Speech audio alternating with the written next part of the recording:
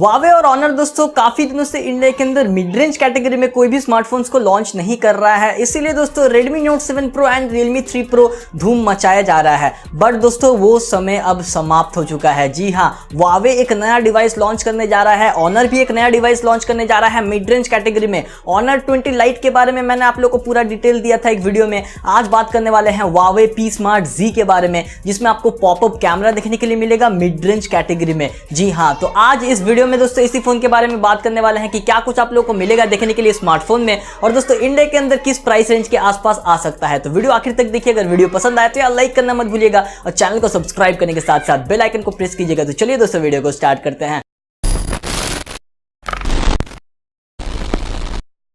पहले बात करते हैं दोस्तों इस स्मार्टफोन के डिजाइन एंड बिल्ड क्वालिटी के बारे में। फ्रंट में दोस्तों कोई भी नॉच आप लोगों को नहीं देखने के लिए मिलेगा, फुल स्क्रीन मिलेगा। जो फ्रंट फेसिंग कैमरा है वो पॉपअप मॉड्यूल में दिया जाएगा, जैसे अभी काफी सारे डिवाइसेस में हमें देखने के लिए मिल रहा है। रियर में दोस्तों Huawei का डिवाइस है तो ऑब्वियसली ग्लॉसी ग्लास बैक हमें मिलेगा डुअल टोन कलर के साथ। यहाँ पे दोस्तों vertical dual rear camera setup, fingerprint scanner rear में ही आप लोग को मिल जाएगा। तो ये कुछ आप लोग को डिजाइन मिलेगा। अब बात करते हैं स्पेसिफिकेशंस के बारे में। तो 6.59 इंच का फुल HD प्लस रेजोल्यूशन वाला डिस्प्ले होने वाला है। जी हाँ, डिस्प्ले थोड़ा बड़ा होगा यहाँ पे, बट दोस्तों फुल स्क्रीन डिस्प्ले होगा। यहाँ पे कोई भी नॉच नहीं होने वाला है। स्क्रीन टू बॉडी रेशियो काफी हाई होने वाला है, बेजल काफी कम होने वाले हैं। प्रोसेसर की अगर बात करें तो यहाँ पे दोस्तों high silicon Kiren 710F processor देखने के लिए मिलेगा, और यहाँ पे दोस्तों 4GB और 64GB का वेरिएंट मिलेगा। माइक्रो SD कार्ड लगा के आप स्टोरेज को एक्सपैंड कर पाएंगे। यहाँ पे Huawei का अपना कस्टम UI इमोशन UI देखने के लिए मिलेगा, और Android Pie out of the box आप लोगों को मिलेगा। 4000 mAh की बैटरी मिलेगी। कोई भी फास्ट चार्जिंग नहीं दिया जाएगा इस डिवाइस के अंदर। कैमरास के बारे में बात करते हैं। 16+2 मेगापिक्सल का डुअल कैमरा मिलेगा आप लोगों को। जो प्राइमरी सेंसर है 16 मेगापिक्सल का,